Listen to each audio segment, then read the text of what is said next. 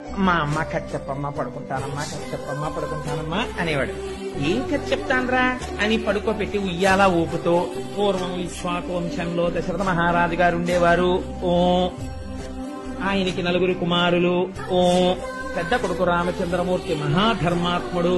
ఓ అని ఇలా కళ్ళు పడుతుండేవి. అమ్మయ్య పడుకుంటున్నాడు అనుకునేది. ఆ రామచంద్రమూర్తి తండ్రిని సత్యవాక్యమనందు నిలబెట్టడం కోసమని 14 సంవత్సరముల అరణ్యవాసానికి వెళ్ళాడు. ఓ అన్నప్పుడల్లా గుర్తెట్టుకోండి, కృష్ణుడు అంటున్నాడు ఓ అని.